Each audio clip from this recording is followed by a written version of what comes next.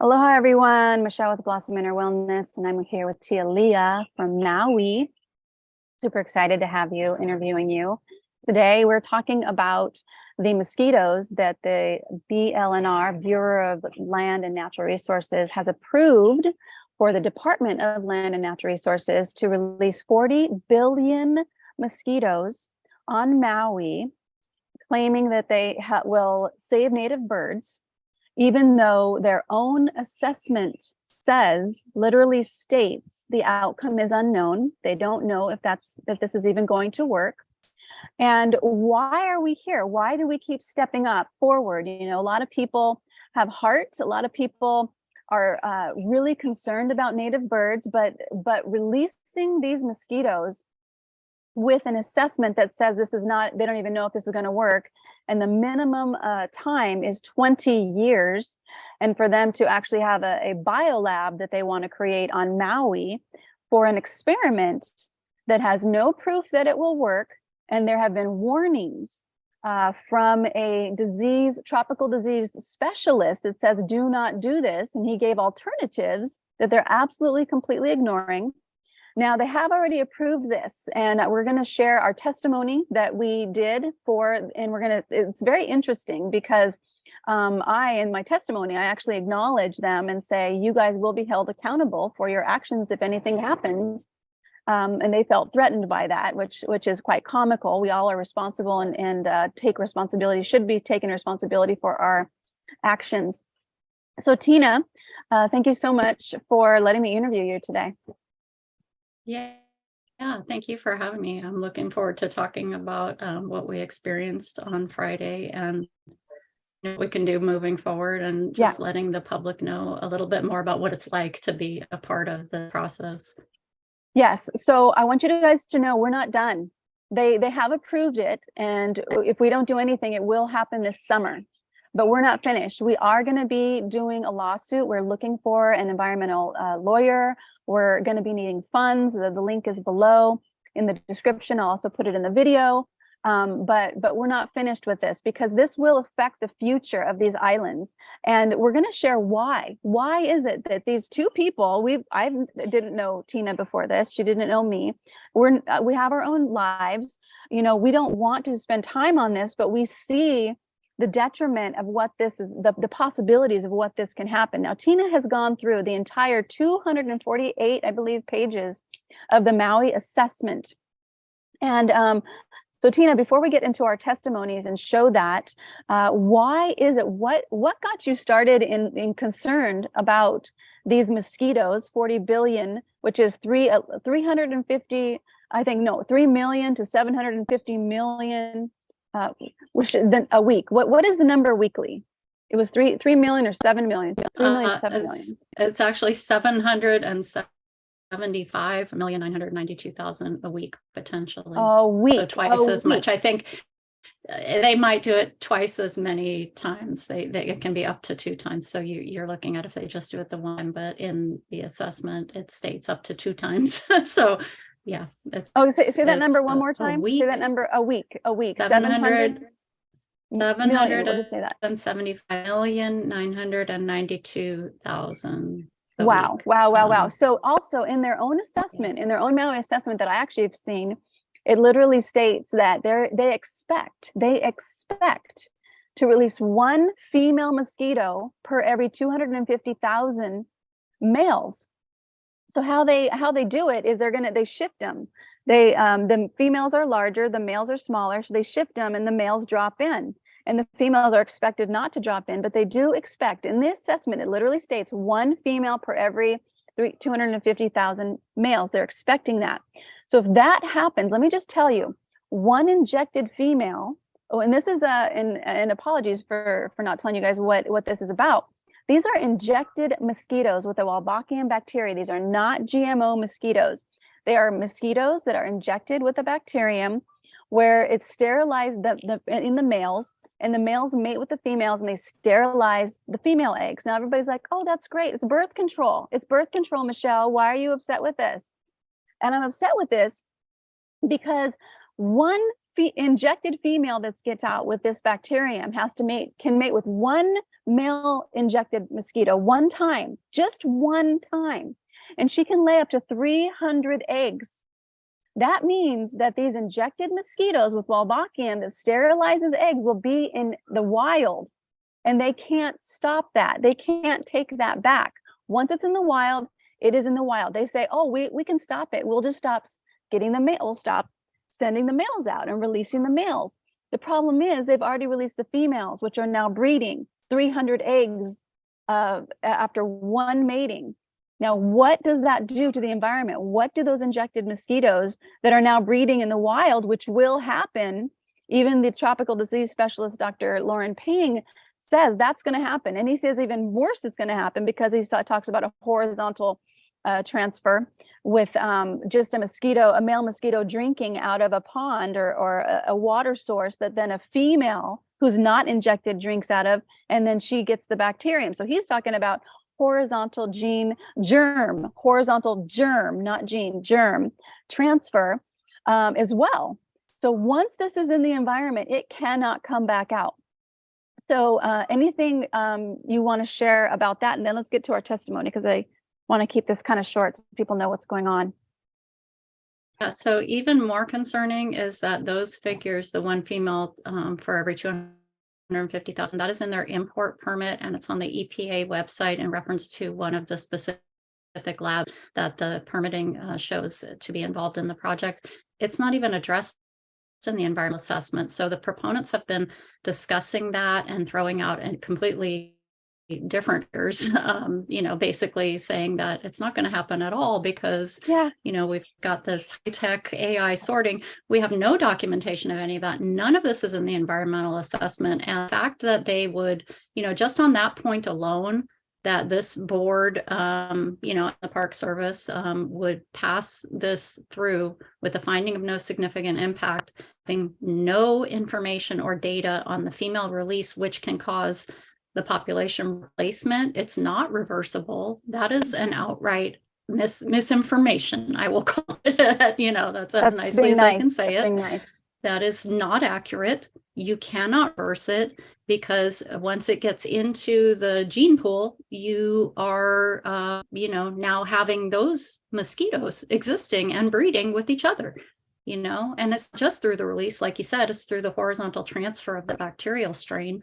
They're not addressing any of that. So it's a huge issue. All of this is also tied into what that bacteria has been shown in peer-reviewed studies to be capable of doing, causing the mosquitoes to be more capable of spreading diseases that can include the avian malaria. We have been presenting to them a specific peer-reviewed study about the Wolbachia bacteria causing an increased ability to spread the malaria.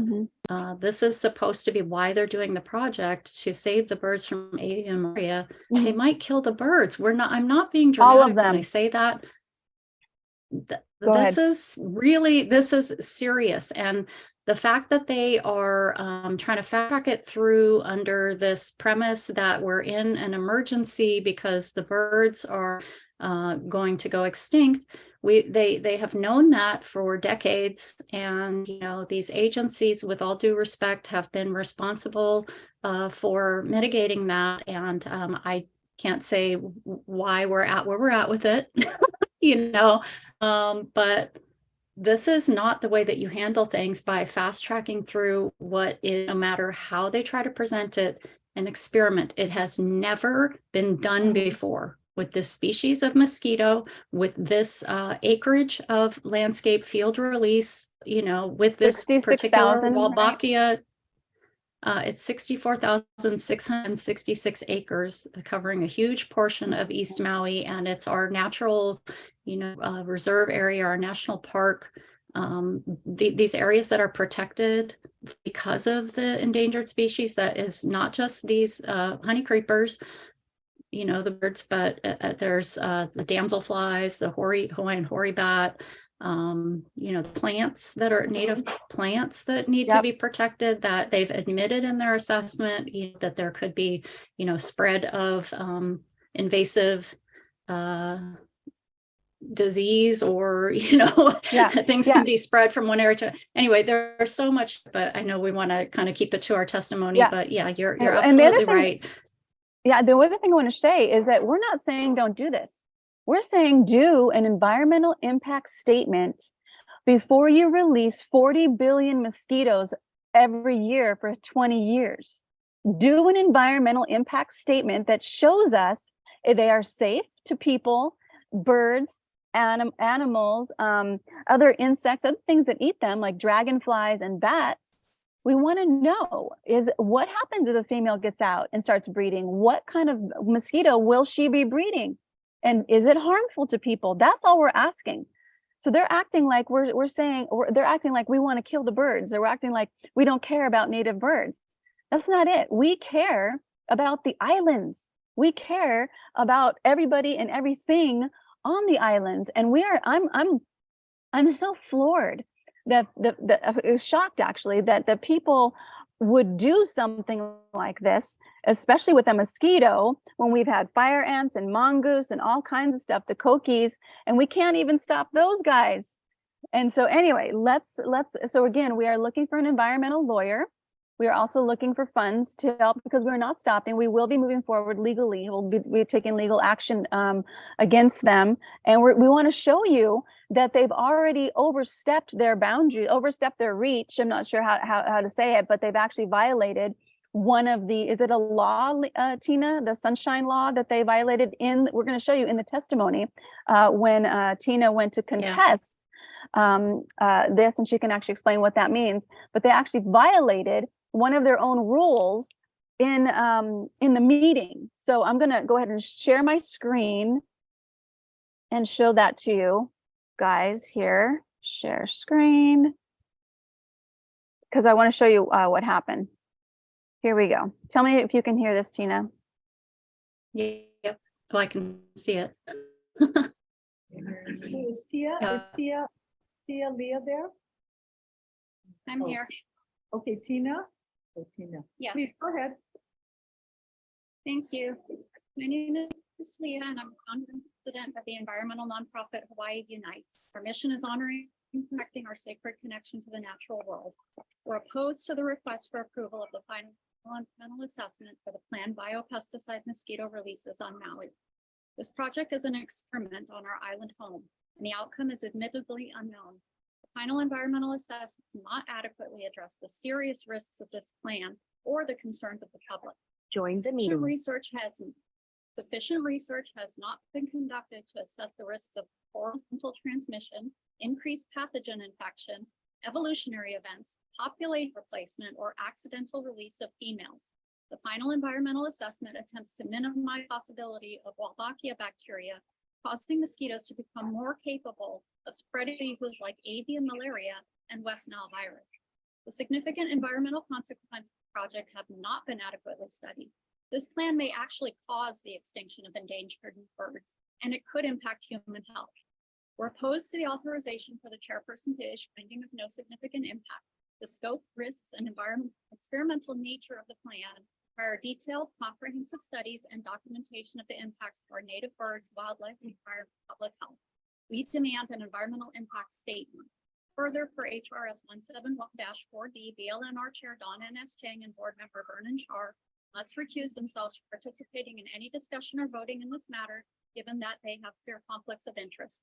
She's employed by the DLNR, lead partner in the mosquito project. Char is employed by a law corporation that Live Nature Conservancy, another lead partner, as one of its clients. Please see my written testimony, more information, and links to references.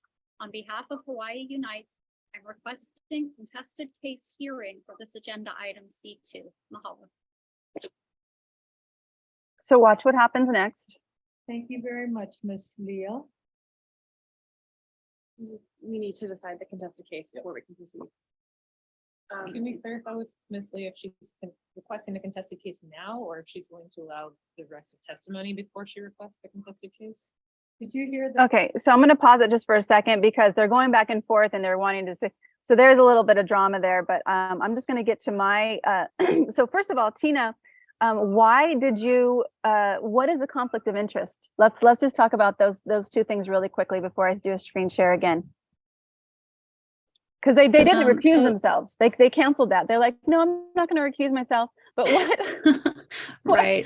And those why? are only, yeah, those are only two of the conflicts of interest, specific names of people with conflicts of interest that were in my written testimony. So there are So why were they additional, not on, conflicted? Why are you saying so they're conflicted? conflicted, so this is per the actual laws regarding the conflicts of interest. I believe it's the administrative rules regarding their board and governing of their board. And the chairperson, Don Chang, is employed by the Department of Land and Natural Resources. So that is a conflict in that Because you her guys, the agency has Department of financial Land and interest. Natural Resources, sorry, the Department of Land and Natural Resources, this is their project that they're voting Yeah. on. Yes. And he's the They're chair voting on their of the project Yes. they're voting on. And he's voting yes. on whether to approve the project that his department he's the chair of. So that is clear conflict of interest. Yeah. And, Go ahead, what is and it? they're, you know, they're one of the lead partners in this multi-agency, and Dawn Chang was the woman that was running the meeting actually. So and then the other one, so because she's an employee, there's a clear guideline for that. It doesn't specify whether a government agency can be a business, but we actually do know that the state of Hawaii is a business. They have a DUNS number, and but anyway, that's a whole other story. And then Werner, another board member, is employed with a law firm that lists their clients, and that includes the Nature Conservancy, which is another one of the lead partners in this project. So those are pretty serious issues and pretty clear conflicts of interest when they are voting the project through, and there is a lot of federal funding involved here. And this is exactly the reason that we have laws to prevent this kind of thing from happening. And frankly, they coded this through without the two of them. They could have had some integrity and recused themselves, is my assessment of the situation. But so even if anyway. they had recused themselves, they would have still put it through, but at least they could have, yeah, you're right. And then the contest, you're contesting it now. Tell us a little bit more about that, because they do deny that at the end. They denied that. So tell us what the basis of your contesting of this vote. Yeah, so that is another process through the administrative rules where the public is allowed to contest a case, and part of that process is that you have to announce at the meeting, before that meeting closes, where the agenda item is being addressed. You have to announce that you're requesting a contested case hearing, and then you have 10 days to submit your documents, your petition for a contested case. And so they never even saw my documents because that would be the follow-up part of the process, right? So they don't even, they completely sidestepped looking at what I was contesting. But basically, it would be a summary of what's in my written testimony, which has to do with multiple concerns. It has to do with the risk project, peer-reviewed studies, expert opinion on that, procedural errors, issues with EPA safety not having been approved yet, issues with permitting and pathogens going interstate, and a very concerning issue about a study that they cite in the environmental assessment, that is the study cited to assure the public that there's no risk to human health within that study has been discredited by the EPA. I've got all the documents. I don't say anything that I don't have documents to back up. So I think the reason nobody wants to have these discussions is because they know that. So let's have these discussions, let these documents. So let me get this straight. So you contested, then they're supposed to, they weren't supposed to vote on this because you contested it. They're supposed to, right? Yeah, they were not supposed to vote. That's they're right. Supposed to do, you have 10 days to give them your documents to show why it's contested, and then they can make a decision, and then it would be a vote at a later time. That's what was supposed to happen. And this is called the Sunshine Law, right? The Sunshine Law actually relates to the way that the meeting was conducted and the fact that they chose to add, that's what happened. That is what happened based on the fact that they voted on it. They chose to add my request for a contested case hearing to the agenda right then and there. And that is a clear violation of the Sunshine Law. It denies the public the right to testify. They were actually removed from the room, and they tried to put that on me. If you watch the rest of this through, there was a whole orchestrated attempt to get me to appear responsible for the fact that the public was no longer a part of that conversation. I made it really clear that I did not have the authority to excuse the public from testifying. And further, I absolutely wanted the public to continue testifying, whether they were for or against it. That's the process. And I would never interfere with that process. Never. Oh my gosh. Yeah. So let's go ahead and go back and show everybody what happens next after this, because this is quite interesting. Sharing screen. The board member, she was wondering, are you asking for a contested case now? Or are you going to wait until after the rest of the people have testified? I'm asking for a contested case before the board votes on this matter, but there is no administrative rule or statute that would allow to interfere with the public's ability to continue testifying on the agenda item. So are you asking us to stop taking testimony until we address this contested case? I am asking you not to vote on this matter at this meeting. But you have no objection to the testimony continuing, and then we can. Oh, absolutely not. I don't even think that's up to me. I think that's part of the procedure. So of course, I would everyone to continue testifying. Third time. On behalf of Hawaii Unites, I'm requesting a contested case hearing this agenda item C2.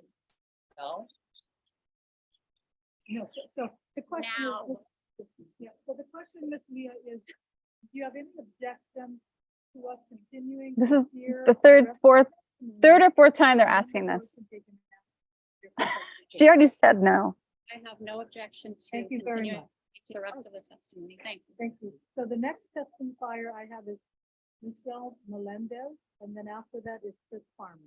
So I just have a, sorry. Here's like the fourth or The fifth only time. reason why I asked now, because if you said now, we'd have to stop public testimony. We'd have to stop. He didn't So that's why. That's me. I'm sorry, I'm. That's me. Yeah. So annoyed. May I see the administrative rule or statute No. that tells me that the wording of requesting now prevents the rest of the people from testifying? Okay, we're gonna I see take no a break. reference to Yeah. Excuse me, we're gonna take there's some of us who need to go to the bathroom. So we will come back Okay. right after that. Thank you. We'll take a 10-minute break. Yeah. Okay. So anyway, they let me get back over here. Let's see here until they So can find me. wait. In this part, when they take the break, Yeah. I don't know if I'm going to go into that, but it's kind of odd. Everybody's disappears except for mine, and then the two other testifiers that were including you.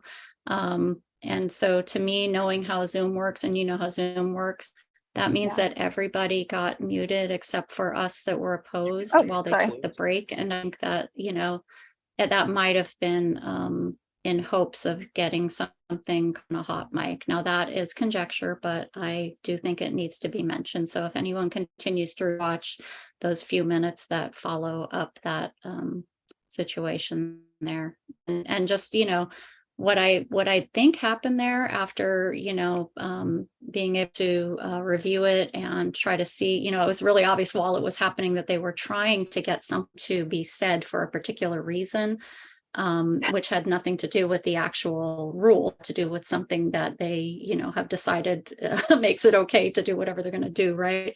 Which they never did get what they were hoping for, I don't think.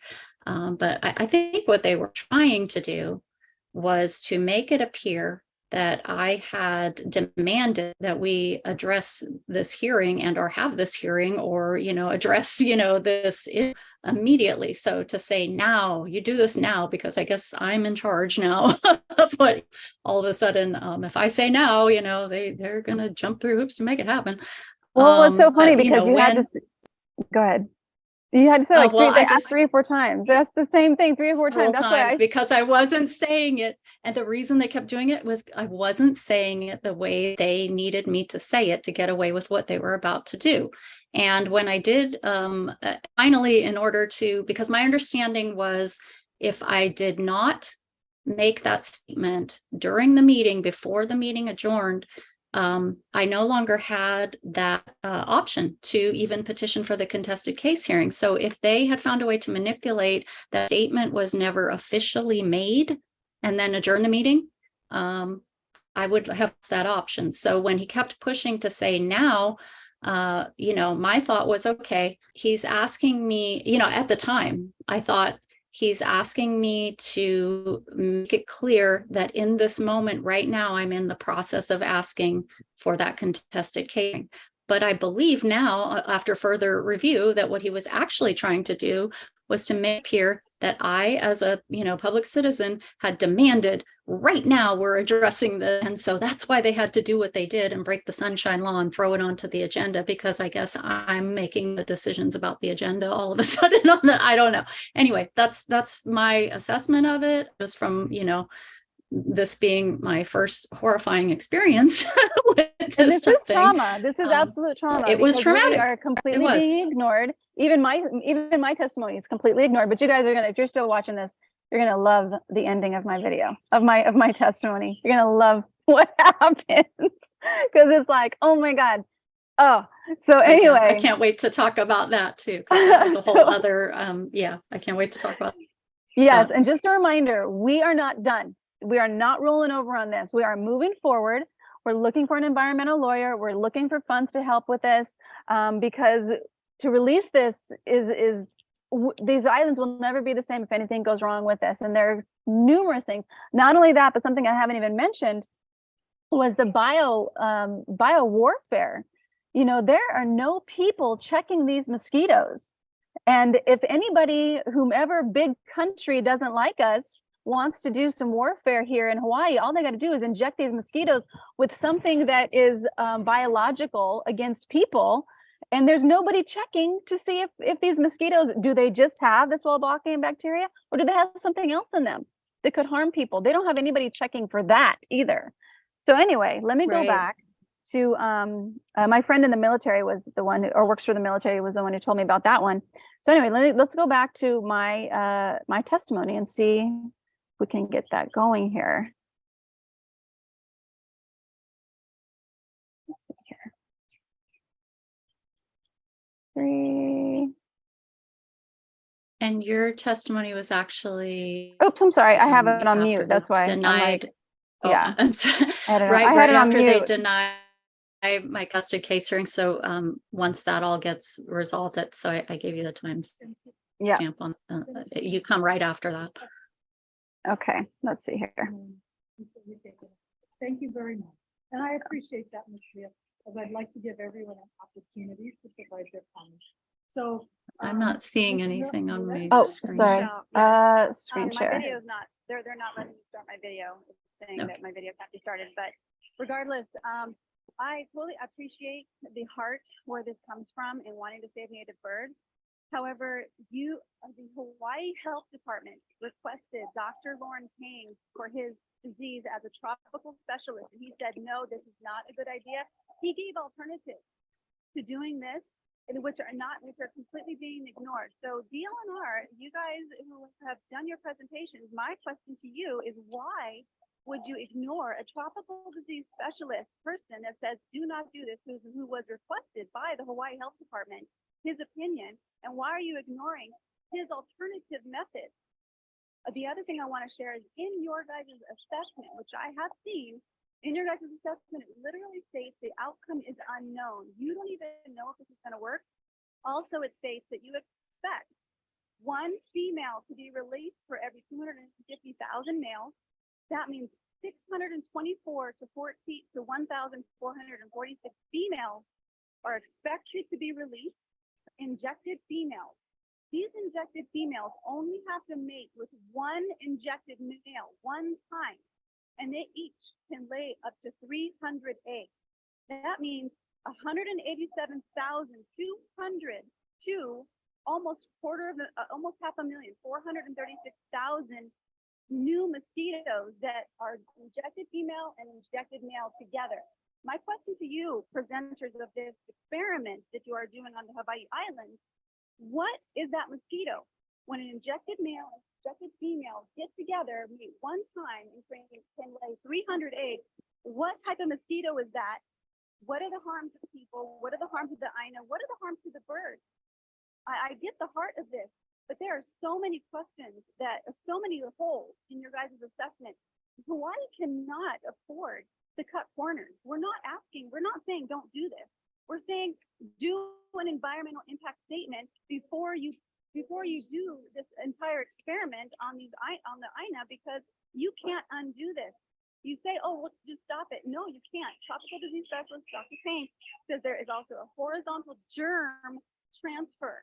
If that injected mosquito drinks from a pond, a non-injected female drinks from the pond, she is then injected and she has this Wolbachia bacterium in her. So there are so many holes that I'm shocked. As far as I love this island, my family's been here for 25 years. I love the Hawaiian culture, and it absolutely floors me that you guys are considering doing it without a full environmental impact statement done for the protection of the people, the Aina, and the birds that you want to save. Your guys' assessment literally states, you don't even know if this is going to work. And yet in the assessment, it says it's going to be done a minimum of 20 years. So you're going to do an experiment on the Hawaii Islands for a minimum of 20 years, and you even state you don't know if it's going to work. Ms. Melendez, could you summarize your statement, please? Absolutely, absolutely. I want to talk to all the people voting right now, because if you guys vote for this and anything happens to the Aina because of these mosquitoes, you are the ones that will go down in history of the people who decided to put this experiment on the Hawaii Islands without a full environmental impact statement. You cannot do that for the keiki, for the future and of generation of these islands. Ms. Melendez, I don't speak for the whole board, but board member Kanta and I take great umbrage in that threat. And I think Threat. it's He calls it a threat. It's threatening It's us. absolutely necessary. No, it is not. It is. It is. You want to do it. You want to do an experiment without a full environmental impact We are statement. open to. How can you say that's not how can you do that? And Ms. How can Melendez, you do that? thank you very much. And I will ask everybody who's testifying, the comments are to the board. It is not to the project opponent or to. So I'm going to stop that. But here's the deal. What I was so fired up that I was like, I wish I would have said, this is not a threat. This is telling you what you're doing, what you do today, you will be accountable for. That's not threatening. That what did I have? That history will show that what you do today, you will be accountable for. That's not a threat. That's like telling them that. But I think what happened was too, is that they thought that they're looking at this going, if anything happens, you guys are going to be responsible, and they don't want to be, like, so. Absolutely. No, nobody is being accountable. Everybody that is involved in this project is out there pushing how safe it is, how it's the only thing that's going to save the birds, how everybody who's up actually very legitimate concerns is misinformed, addressing those actual concerns, and nobody is taking accountability. And the reality is, Board of Land and Natural Resources was the safety stop point for this. So I'm going to go ahead and say accountability rests on those 7 people that made the decision to ignore our testimony showing very serious potential risk to the birds that they are trying to save, to human beings, to our entire ecosystems. Yes, they are accountable. That is not a threat. If they don't have what it takes to stand behind the decisions that they make for these islands, have no place being in those positions of authority.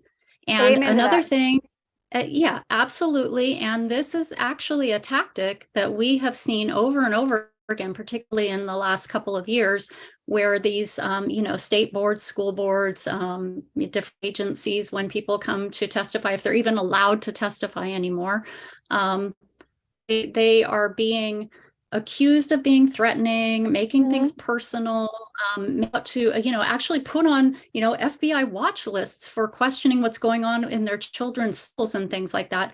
We're not standing for that anymore. I know what that tactic was. And, I think you might be right that they actually are a little bit worried that they're going to be held accountable, and they should be. Because I'm going to tell you right now, they're accountable, and I will hold them accountable, and I will continue speaking about this, telling this story, and telling you about the 7 people that had an opportunity to look at very, very serious information that makes it clear that we need an environmental impact statement, and they chose to not only ignore it, but to find ways to manipulate the situation to not allow it to even be discussed with the public. It's outrageous, and they're absolutely accountable, and they never should have spoken to you in that way. We've had to watch hours and hours of people testifying, and yes, you're right. It comes with heart. They're crying, they're very emotional, and you have one moment where, May didn't like your tone because you were feeling it. I didn't even think you at all were in any way threatening, personal, unprofessional at all. It's so inappropriate what he did, and not acceptable. Absolutely. And I'm calling it out right now. We're not putting up with that. We are here because we care about these islands. We care about the birds as well. We care about the people, the wildlife, the other endangered species, the plants, the animals, the entire ecosystem, the ancestry. We care. Yep. And I'm done with this. I'm done with being treated this way. So do you think that we have devoted hours of our lives, given up time with our families because we don't care? I know. I'm not putting up with it anymore, and I am calling it out, and I am holding accountable. And when something goes wrong, not if, when something goes wrong, they are accountable. That board, those 7 people, they were the ones that could have stopped this. And just paused it, just make sure it's okay. And they chose not to do that. And you know what? They are scared because they know that they don't know. I don't even think one of them read the environmental assessment. I do not think one of those people read the environmental assessment. Yes. And I just wanted to— It's beyond outrageous. I'm sorry. No, I love you, friggin' love you. And one thing you guys got to know is Tina did read the whole 258 page. She made notes. She has little sticky notes. She went to town on that thing. And for them, yes. So we are moving forward. We wanted to share this video because we wanted to show you guys what happened with the testimonies. And they not only violated their own rules because they should not have voted on this. They needed to allow Tina to send in her documents to show the contestant why she was contesting this. They did not do that. This should not have been voted on that day. So we are moving forward. We're looking for hawaiiunites.org. That is Tina's website, to hawaiiunites.org. We are looking for an environmental lawyer. We are also looking for funds to help with the lawsuit because we're going to take it all the way, no matter what happens. We've got this. For whatever reason, each one of us was guided to the islands. My family's been here for a long, long time. I was guided here in January of 2019. Super grateful. Love this place.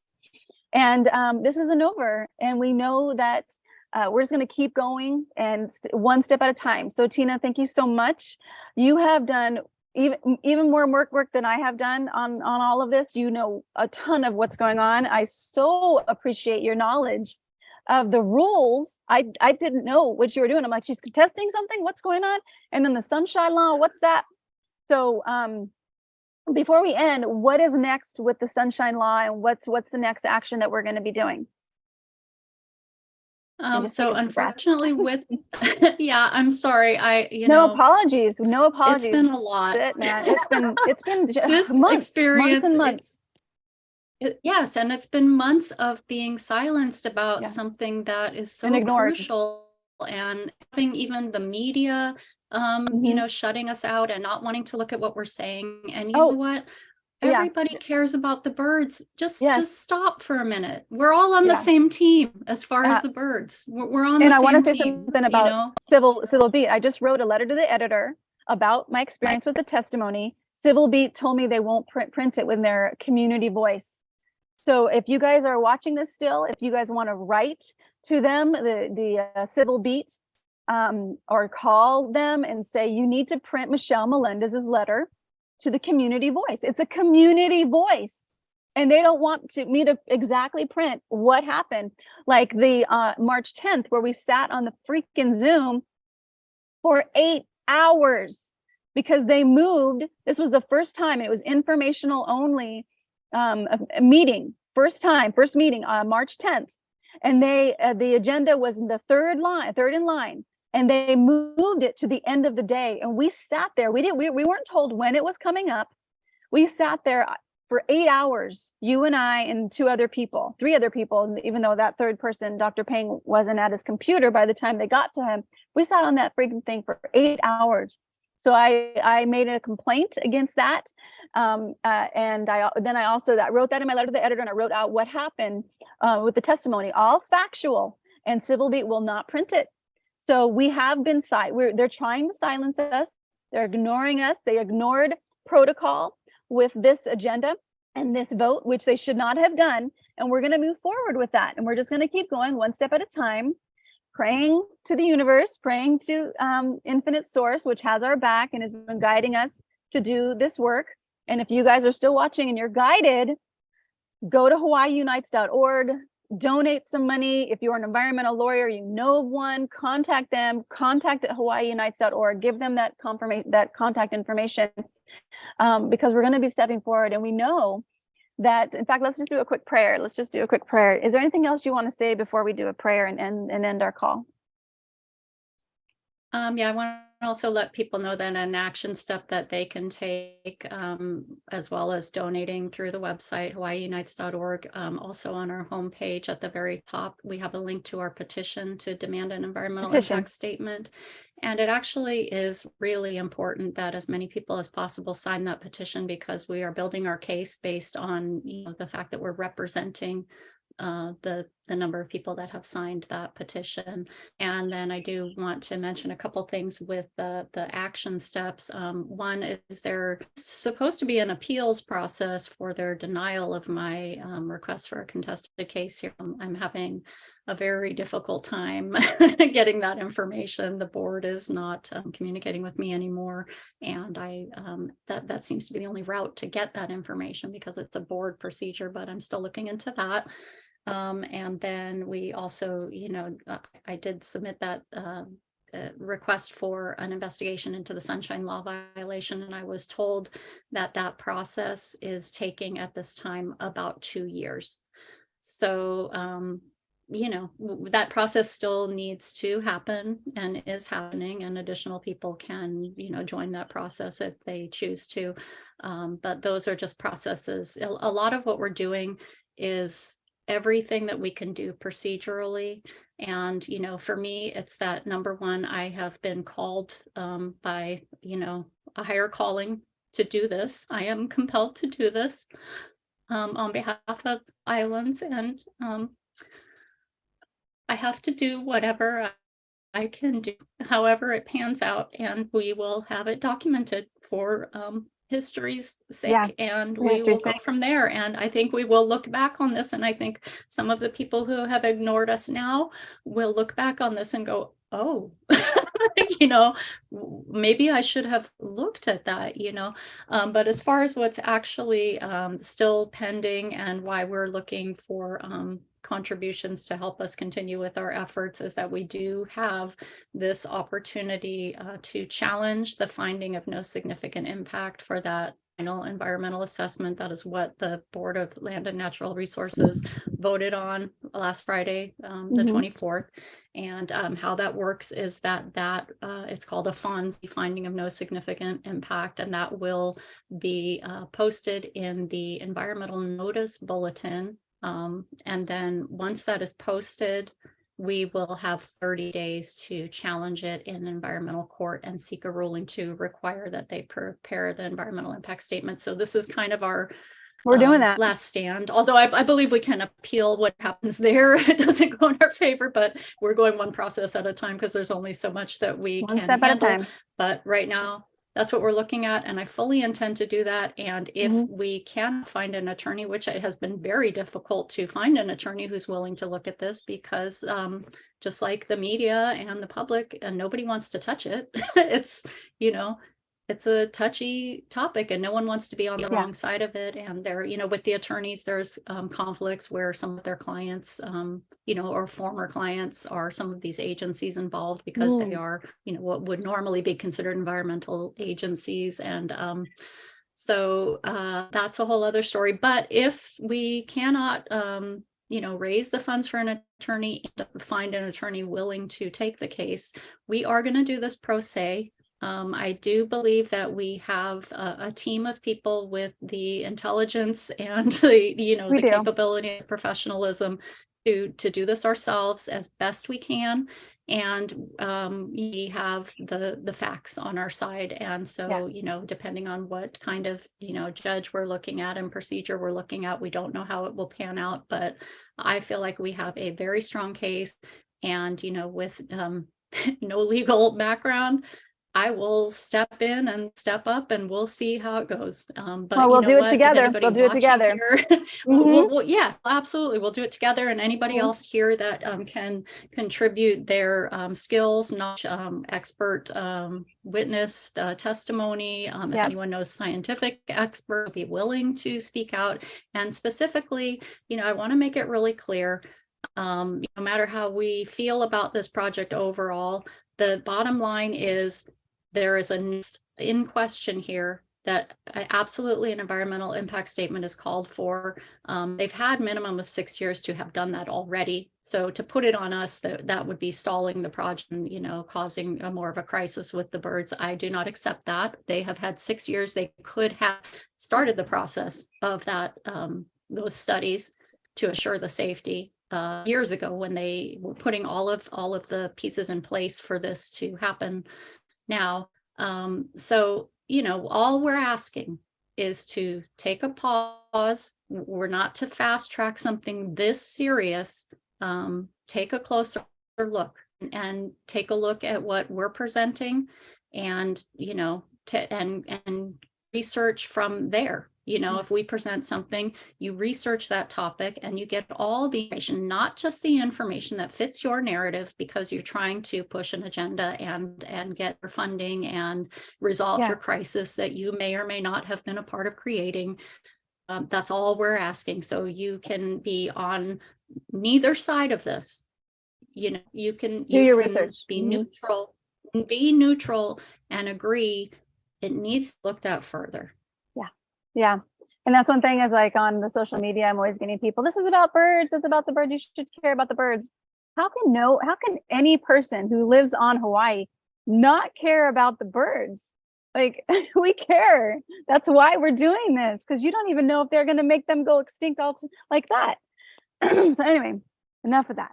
We've said our piece. You guys have watched it all. Now let's just pray, because that's what we need.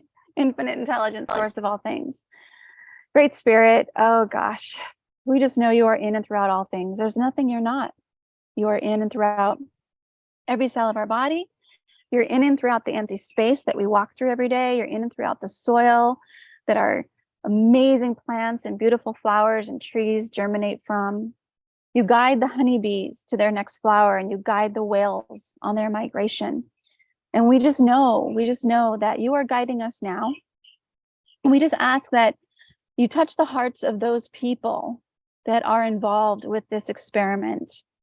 And you just pull the reins back a little bit and just have them feel in their hearts the knowingness to do the right thing, to make sure before they do an experiment that releases so many injected mosquitoes, that they do an environmental impact statement and they do what is right.